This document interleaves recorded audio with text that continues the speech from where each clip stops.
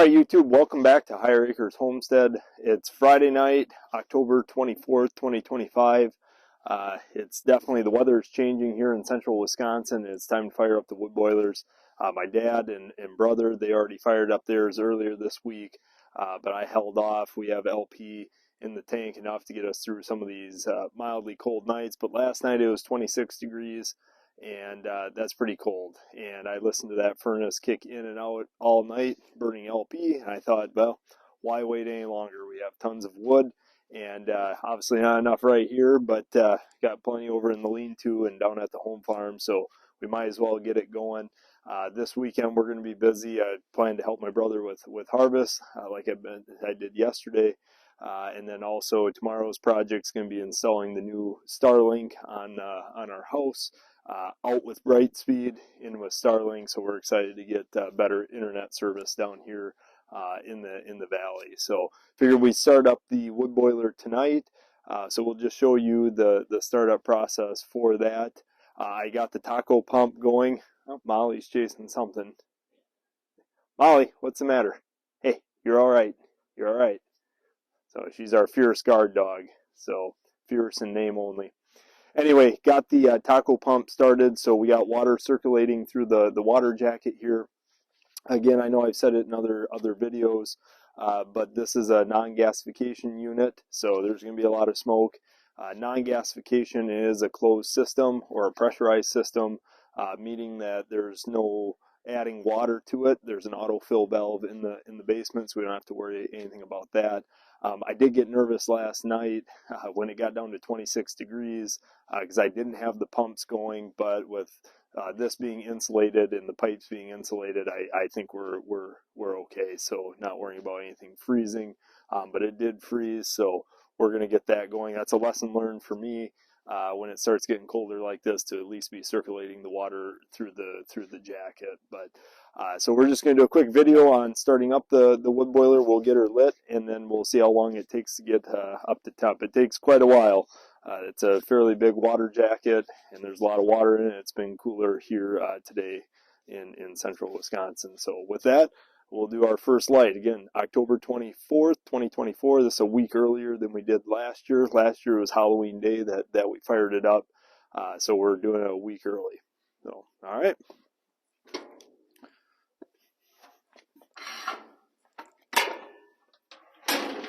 I already got stuff loaded in here, just some paper products to get a fire lit. So we'll just start off with a little batch of wood, just get the fire going. I don't want to start it up too quickly for the reason of this is cold metal. You do rapid heat, it'd probably be okay, but I don't want to take any chances with that. So we'll just try to bring it up to temp gradually. We're in no hurry here. We're in no hurry. So.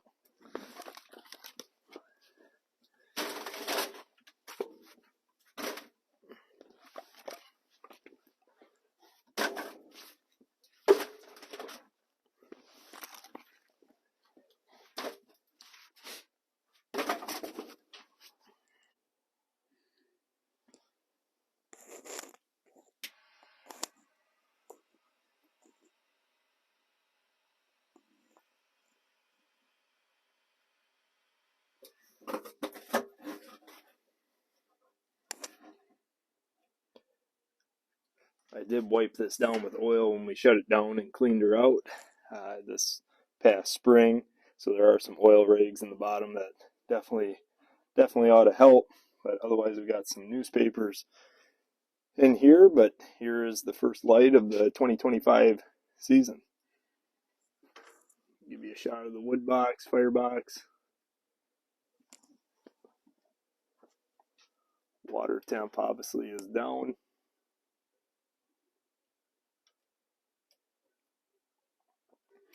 See on the bottom of the gauge there, our pressure, we're at 15 psi, which tells me that we're still good as far as pressure in the system.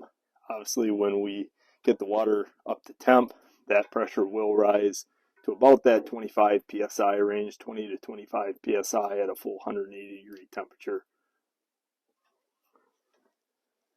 Over here we got our aquastat. Probably can't see that in here, but it's set to right around 180 degrees.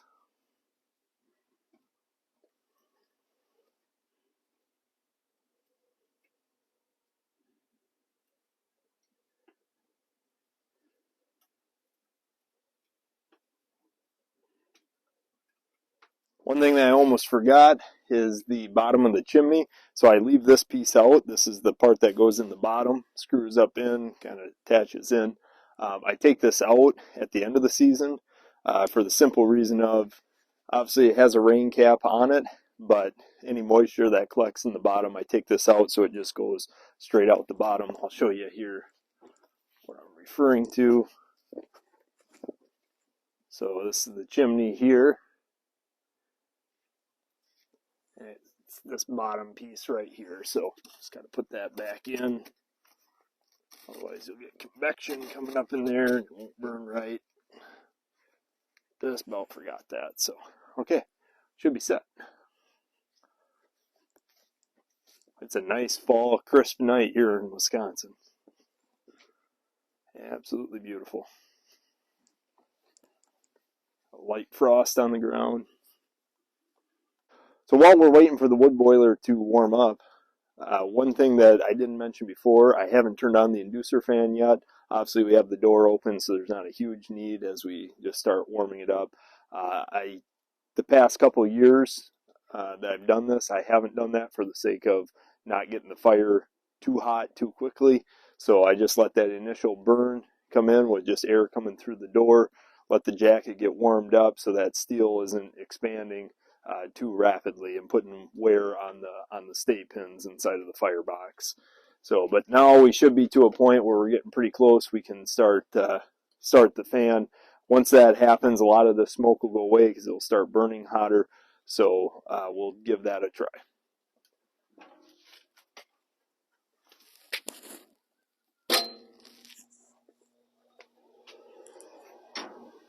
There we go.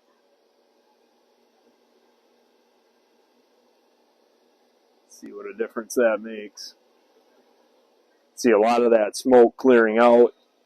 She's burning pretty good in there. This fan blows a lot of air into the firebox. There's a lot of air going in, which helps get it up to temp when it calls for it. Again, this will kick out. This fan will shut off at 180 degrees. I believe there is a 15-degree differential, so when it gets down to 165, the water temp in the jacket, it'll kick in and start the fire up and get it back up to a water temp of 180. This is our third season with the Royall wood boiler. If I haven't mentioned that, this will be our third season with it. It's performed very well. Our first season was very mild. It was a very mild winter. I think I worked in commercial construction, and that winter we didn't have any winter conditions throughout. I mean, nothing. Our masons didn't have temp shelter. It was kind of incredible, actually. Last winter was a different story, much colder. Definitely taxed this unit a lot more. I say taxed and kind of tongue-in-cheek. It really didn't tax this unit. This thing is made for something much bigger than what it's handling. It's 300,000 BTU. It more than keeps our house warm, hot water warm. But again, it's nice to have an upsized unit for the reason of the house is drafty. It's an old house. There's no doubt about it. It needs to be remodeled. That's in the plans. But the windows are drafty. It's a drafty farmhouse. So it's nice for that reason. I would also say it's nice. I work an hour away and have long days. I'm not here all day. So it's nice to have a upsized unit that doesn't need to be refilled every 6 to 8 hours. It's every 12 hours. So that's another advantage. And then the biggest reason we went with this upsized unit is the simple fact of we're hoping to eventually add on, in addition to the interior, the remodel. When we do that, obviously we're going to put new windows in, there's going to be new insulation, so the house is going to become more efficient when we do that remodel, but we are looking to add on, so obviously that's going to need an upsized capacity. Who knows, maybe one day we'll have a shop that has a hydronic heater in it, or perhaps in-floor heat if we go that route. So that's the reason we went with the 6300 as opposed to the 6200. I cannot remember off the top of my head what the 6200, what the BTU rating on the 6200 is.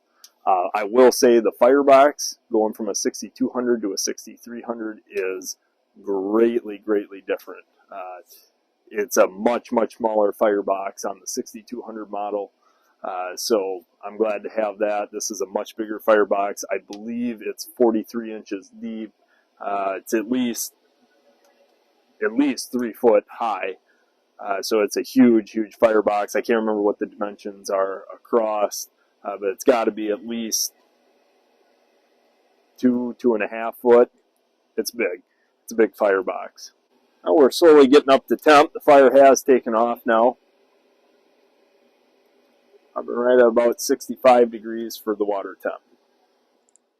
So while we're waiting for the boiler to get up to temp, I think maybe we'll take a moment to talk about some of the pros and cons going into our third season, the things that I really like and dislike about the Royall wood boiler itself, a little bit of a review.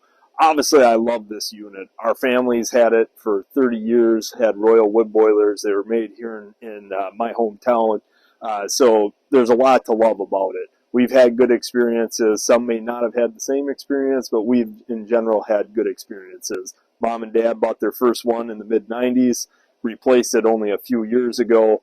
My in-laws bought one about, it's been 13, 14 years ago now. Theirs still runs really well. It's a good unit for them.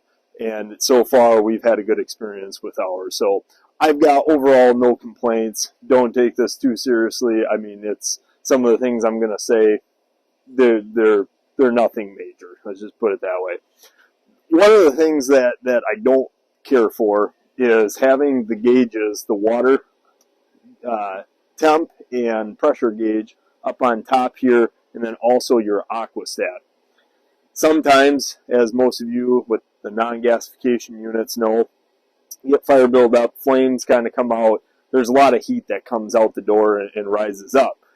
The old models didn't have this, but it does have a heat deflector. However, this gets sooted up, the gauge does, and then also some of that heat, I feel, kind of messes with this aquastat up here. So, in fact, when I first got it and first had the door open quite a bit, and that heat was coming up, it melted the little tag off it, and it gets sooted up. You can't see the dial. I also think that it messes with the operation. When this heats up here from the fire coming out, it kicks the inducer fan out prematurely. So the water temp isn't actually up to 180 when that fan kicks out. So that's one item, is just having these gauges up here. Having them relocated would be nice.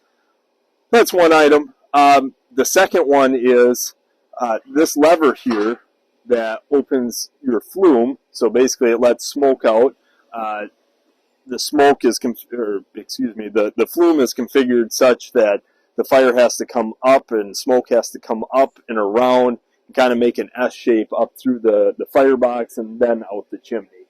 It's an efficiency thing, kind of going on the gasification principle. It just helps retain that heat rather than just sending it right up the chimney. It's got to kind of venture up and around.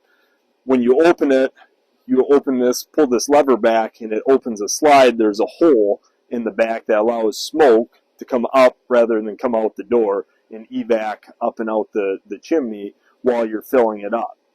Again, there's heat that comes up, rises up, and comes out the door when you are filling it up. So one of the things that I've noticed is when that heat comes up, it heats up this lever a lot. I mean, heats it. You can't touch it, heat it. I have a Carhartt jacket that I always wear outside when I'm doing chores and outdoor work in the wintertime and in the fall.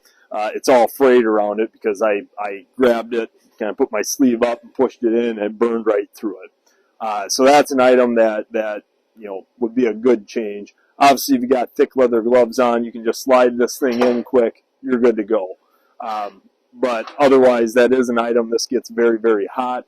Sometimes even I have a screwdriver down here I take and just push it in with that. So not a huge item. There's a way to overcome it, but just buyer beware type deal.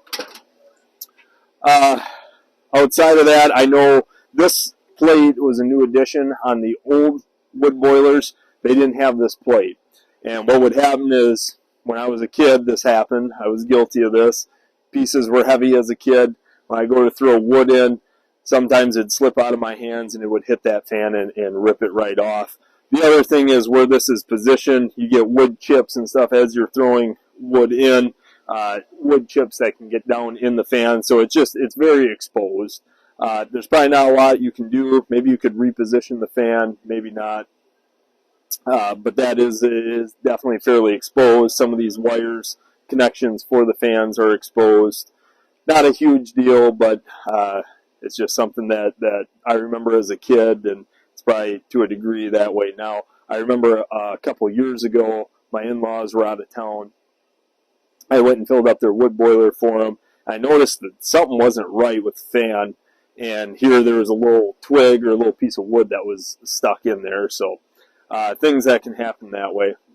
Another item that I'm not a crazy huge fan of, I don't know why this changed. It was just a manufacturing thing. But my in-laws, it wasn't this way, and I believe on the 6200 that my parents originally bought and moved over to my brother's, isn't this way. But inside the fire jacket, all the stay pins, there's little knobs where they welded in the stay pins for the water jacket, and they weren't ground down smooth. It's not a huge deal other than for cleaning the sides of the walls. It would be nice to have those ground down so that you can scrape the sidewalls off without hitting those stay pins that are sticking out inside the firebox. The other thing too is sometimes you throw wood in and it catches and it kind of flips the wood around. That's a pretty minor thing. You really shouldn't be throwing wood in. Make sure. Really shouldn't be throwing wood in that hard. So that's not a huge deal, but it's more so just the cleaning of it that's more problematic. I shouldn't even say problematic. It's not a huge deal, but just one of those things. Other than that, there's not a whole lot. I do wish in the backside of the water jacket came insulated with maybe a spray foam. I added bad insulation to the back to just kind of protect that backside, keep the cold air out or at bay. But the other thing is this whole front of the water jacket is still exposed, and you have the door here that closes, but that door is not insulated, so obviously you lose heat out the door. It'd be nice if that was an insulated door. Not a huge thing. The side walls inside this kind of, I'll call it a vestibule area, is not insulated either. Not a huge thing, but it would just be nice if that was insulated, try and just retain all the heat that you can so you're not losing it out into the world here. The jacket itself is insulated, so there is insulation inside of the sheet metal, inside of the housing that encapsulates the water jacket. So it is insulated that way. It is a bad insulation that wraps it. I did see that. You can kind of see it up and around here. It is insulated. Spray foam would have been nice. The only thing I think with that is I don't know what fire ratings you can get with spray foam. So maybe that's part of it. Who knows? But those are just a few things, few cons that I had. Overall, this is a great unit. I would highly recommend it to anyone. We've had great luck. It's kept our family warm, and I'm excited to have another season with this wood boiler, all cons aside. A few of the things I keep in here, I kept a little bit of oil. This was more so for just starting the garbage, but if you need to start the fire, you can add a little bit of leftover ATV engine oil that I kept in here. I'll probably take this out, just not have it right next to the fire. Well, sorry for the break there. My phone died, my personal phone, so I switched over to the work phone. Yeah, so what I was saying before that video cut off is just some of the things that I keep inside of the vestibule, quote unquote. The first one that I talked about in the video cut off is our handy dandy ashtray. I don't keep this inserted in the ashtray, what you'd even call it. I don't keep the ashtray inside the unit while it's burning at all times. It'll be hard to remove it because the metal will warp under the heat, and then also it's hot. So you don't want to grab something that's hot and then have to toss it in the ash bin. So we keep it removed. I just tuck it right up inside back here, and then just remove it when I need to remove ashes. The other thing I keep tucked up inside of here is our fire poker. I do need to get a new one made. I'm thinking 5/8 rebar, just bend it into a 90 degree. It's a little bit tough having it at this angle here to grab pieces and really stir it around, and then having this point kind of makes it awkward in there. So I need to get a new one made, and I also want to make it just a little bit longer. This is okay, but you really are getting close to the firebox when you're reaching to the back. Again, it's a 43-inch water jacket firebox, so get something made just a little bit longer, and they'll probably bend a hook or a loop on the end. So, but I think a piece of 5/8 rebar will be good. 1/2 inch might be a little bit light. That'll bend and warp over time. So that's something on the agenda. Just haven't gotten it done yet. Moving to the other side, tucked up in back here, I keep just a small broom that I can sweep out, keep it clean. So I just keep that inside of here. I got a screwdriver in here, a finer screwdriver, flathead screwdriver that I can adjust the water temp if needed. Really haven't done that too much. I don't know, I'd be curious what people's opinions are on adjusting water temp. If there's any validity to doing it or virtue to doing it, I'd be interested to hear. I don't know, I'd be interested in people's opinions. Everybody's got them, so shoot them my way. Another tool that is indispensable that I really like is one of these drywall knife multi-tool deals. Bottle opener / whatever the heck this wrench is. Basically, now it says a 15-in-1 tool. At any rate, this is a great tool to have out here. Let's see, we got a little bottle opener there. That's interesting. I don't know if I've ever noticed that. Huh, interesting. Anyway, I digress. I keep this in here for the simple fact of cleaning off the edges of the door, scraping it clean, cleaning it down. There'll be some creosote buildup around the door here, so just cleaning the edges off, scraping it clean, getting it all cleaned up, and just keeping everything good. You can scrape off any excess and just scrape around the door. So I love having this tool here at the ready whenever I need it. So yeah, I would recommend it.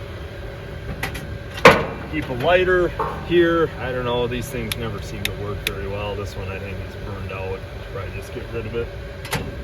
And then a vice grip. To be honest, I don't know why this is down here. I'm trying to think if there's anything I would use a vice grip for in here. I've had this for a long time. Dad bought me a vice grip set for Christmas one year. It's a good Irwin vice grip brand. Or Irwin brand. This went a lot of places with me. At any rate, I don't know why this is here, to be honest with you. This could probably go back up to the shed. But leave it in here for now. I'll probably be here another 5 years down the road. This flat bar, this could go up to the shed too. The only reason I had this was there's some harder built on creosote here last spring when I shut it down. I actually crawled inside the wood box. Should have done a video at that point, but I actually crawled inside the firebox here, got all the creosote chipped out, and did a kind of a deep clean. I posted that in the wood boiler page, a picture of me in here that Allison took. I was wearing an N95 mask, tried to be semi-safe. A lot of people commented it's too much work to do that. Why do you do that? It ain't worth it at that point. I just wanted to clean it out. It was the second year we had done it. There was some pretty good creosote buildup in it. I thought it would be good to just get it cleaned out and then have a good fresh start here this year. Really, that's really about it. Starting to get a pretty good fire built up. Been going for approximately 40 minutes now since we first lit, and we're up to about 80 degrees for the water temp. Got about another 100 degrees to go, and it'll be up to temperature.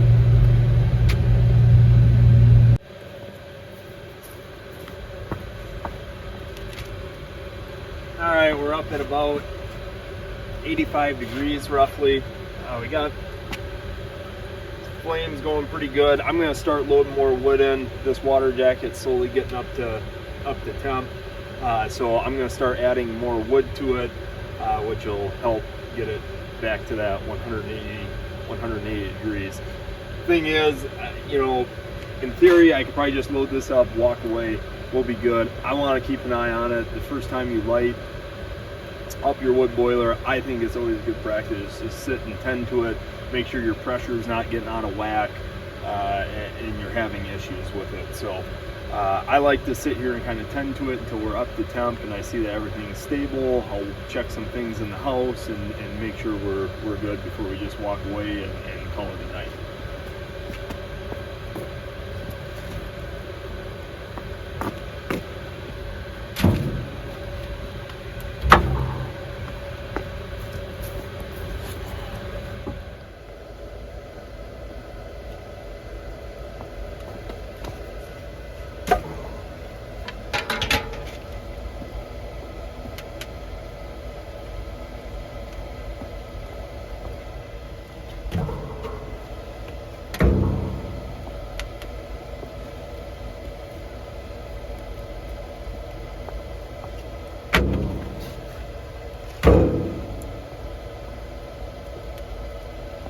Like I mentioned, this wood is 2-year-old wood. It's been sitting outside, so it hasn't exactly been sitting under the roof, but nonetheless, it's still pretty dry. I'm guessing we're going to burn through this pretty quickly. Now,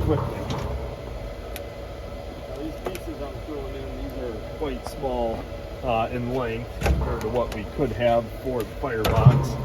But again, my brother's firebox model is significantly shallower, and therefore you can't have as long of pieces as we can put in here. Stuff that I cut and split here at Higher Acres, I typically split longer, about as long as I possibly can, just because it takes a lot less pieces to fill up a firebox in that case.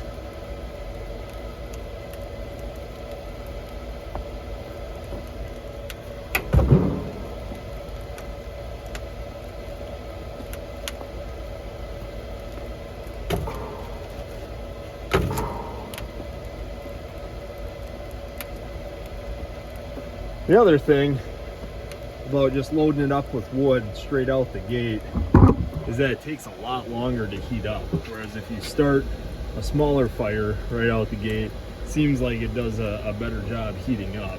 This wood's cold, you stuff it full, you don't get the same airflow and ignition that you would just doing it gradually. So that's another reason why I do it outside of not heating it up too quickly.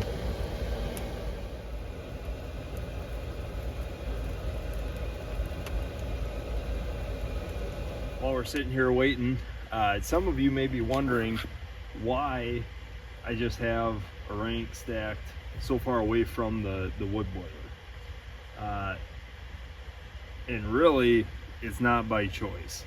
It's an insurance requirement. I believe they want at least 5 foot away, preferably 10 foot away. And I try to adhere to that. If something were to happen, there's a colleague that I work with in the plumbing trade that's done work for us. He was looking at this unit when we first installed it. He stopped by and was looking at it and said that he had one where a spark came out of the chimney, lit his wood pile on fire that he had stacked up right next to it, and it burned up his whole unit. So there's probably some validity to that. There are some sparks that come out of this sometimes when it gets really hot or burning hot. There are some sparks that come out. So I try to adhere to that. With that said, one of the things that I would like to do, it's on the bucket list.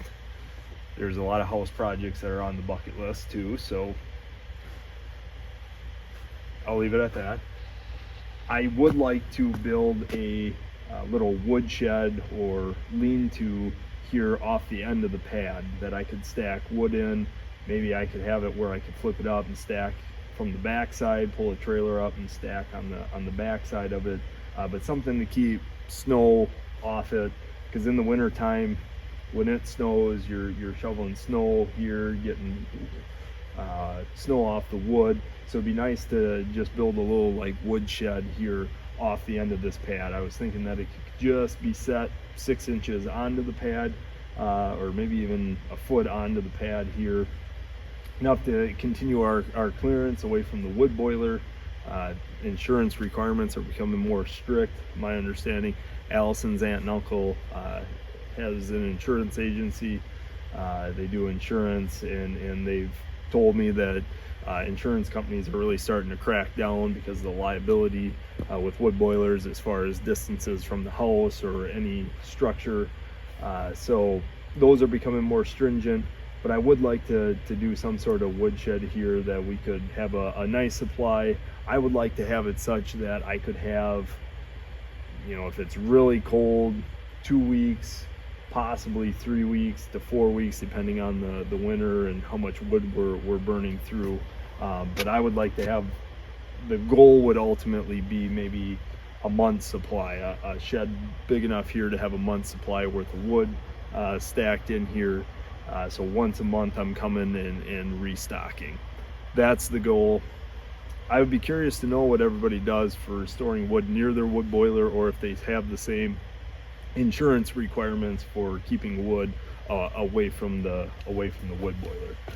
For now, we have just our stacked wood on the pads. Here, usually a cord about the height of the fence posts and across gets us through week and a half roughly, depending on the temperature, of course, and the type of wood that you're burning. A lot of variables with that, but that's kind of, right now I can stack about 2 ranks, and sometimes I put a third in here. I mean, we're still getting our distance from the wood boiler. Sometimes I do put like a half a row where that fence post is. So all just kind of depends how busy I am, how much time I have to do this, and how much snow is on the ground.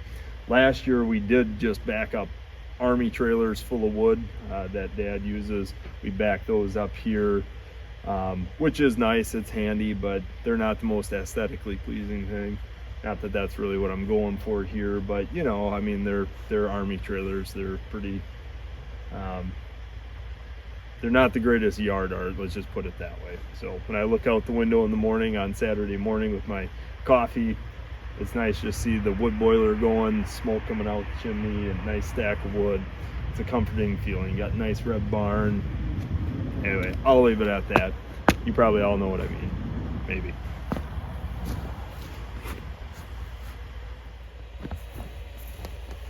All right, let's do another check-in here and see where we're at. It is about 10:45 p.m.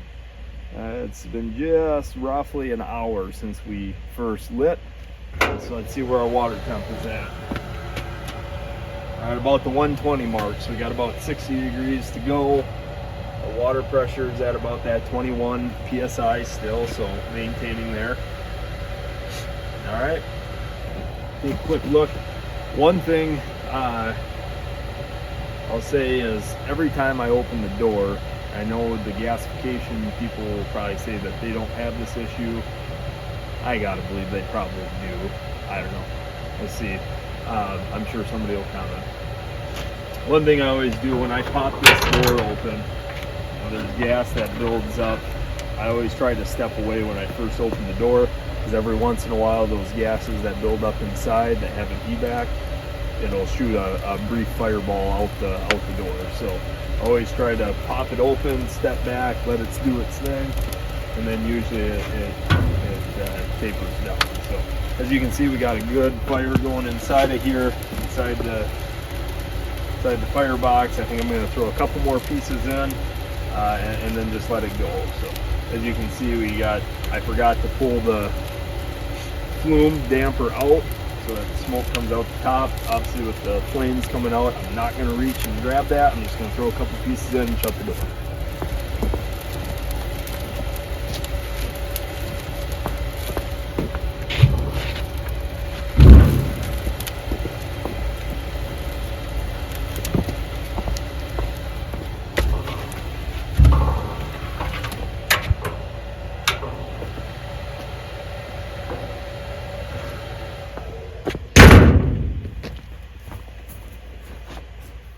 All right, we'll just do a quick shot inside the house here. So basically with these wood boilers, we run 2 thermostats.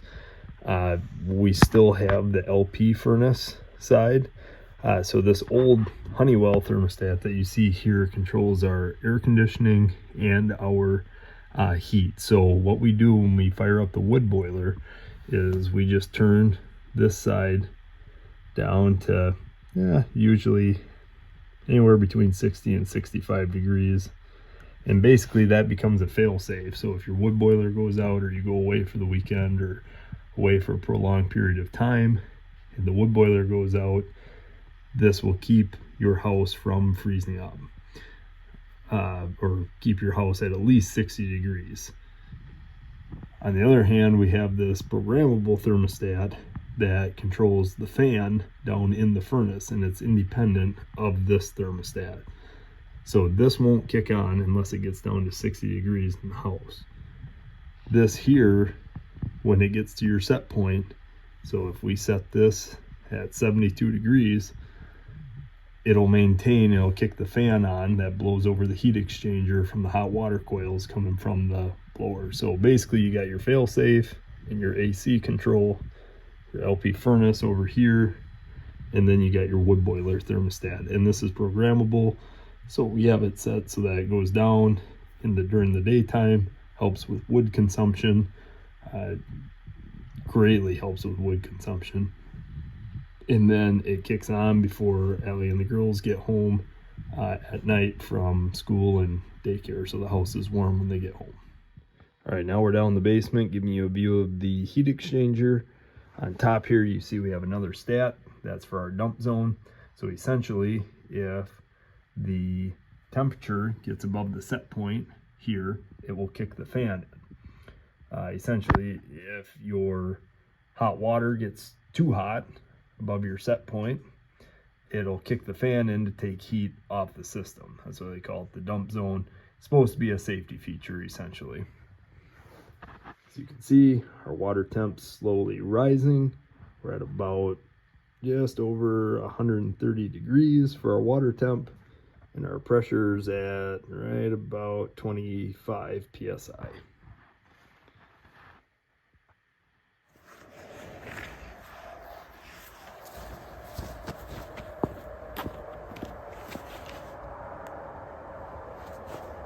All right, well, the inducer fan's off, so I take it we're up to temp. I want to apologize. Earlier in the video, when I went inside here while I was waiting for the water temp to get up to temp, I played back some of the videos.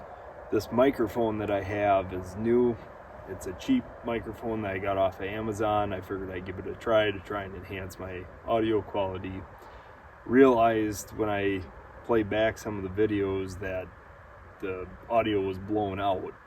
I do talk very loud, so that's probably part of it, but I think I had the mic either too close, or maybe it's just not a great audio setup. So tried moving it down just a little bit, which obviously isn't ideal down here, but we'll give that a try and see if it helps the audio. If not, we'll know for future videos, and we'll try to give you a better listening experience. Audio is what makes videos, so yeah, I get that right. But I did notice that, so I apologize for the poor audio quality earlier. All right, yeah, we're right at 180 degrees. Our pressure is up just a little bit beyond what it probably should be. So we are a little bit high there. But we are up to 180 for our water temp. So we're in business here. I'm going to throw a few more chunks of wood in, and we're going to call her a night. Thanks for watching, everyone.